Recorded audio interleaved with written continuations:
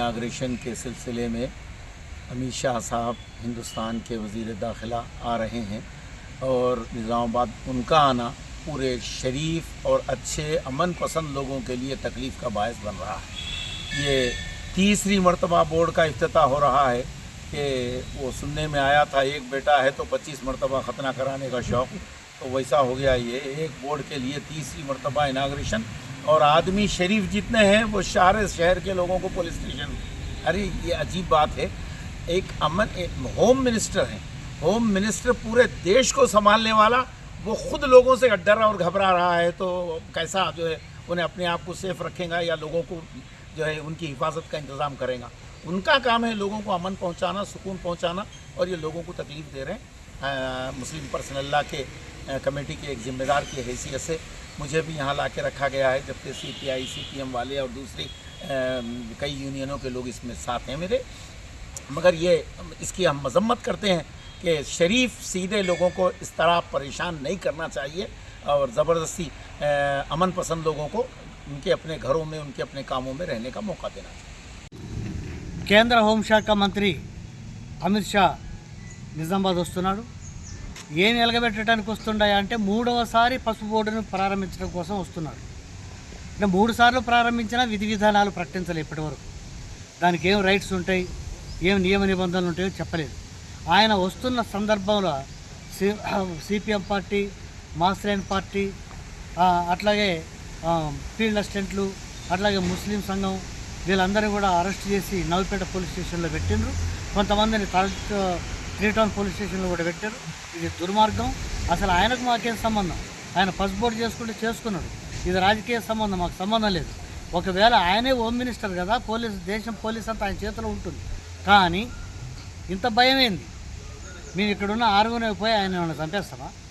అందుకోసం ఇట్లాంటి తప్పుడు ధోరణులతోటి పోలీసు వాళ్ళు ముందస్తుగా మెప్పు పొందడం కోసం అరెస్ట్ చేసి మా సమయాన్ని వృధా చేస్తూ ఉన్నారు. ఇవాళ మాస్లైన్ వాళ్ళు DVK గారి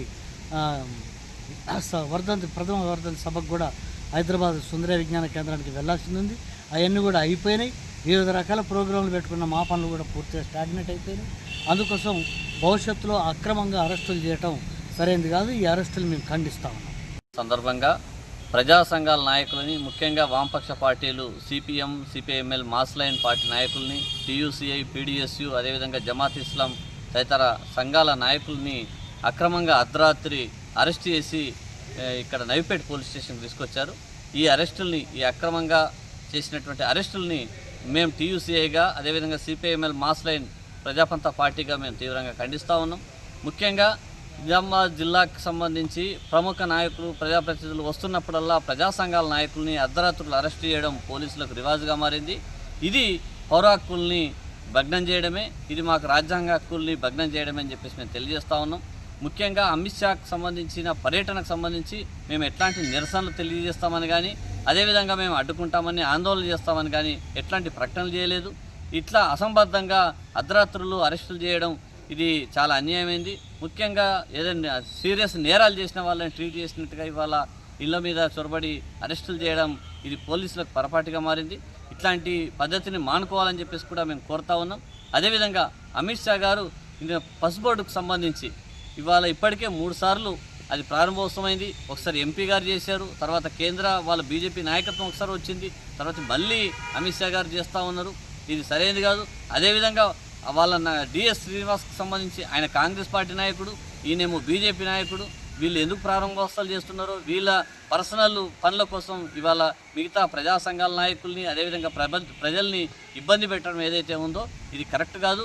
అదేవిధంగా ఆయన వస్తున్నాడని చెప్పేసి జిల్లాలో మొత్తం నిజామాబాద్ నగరంలో ట్రాఫిక్ ఆంక్షలు విధించారు.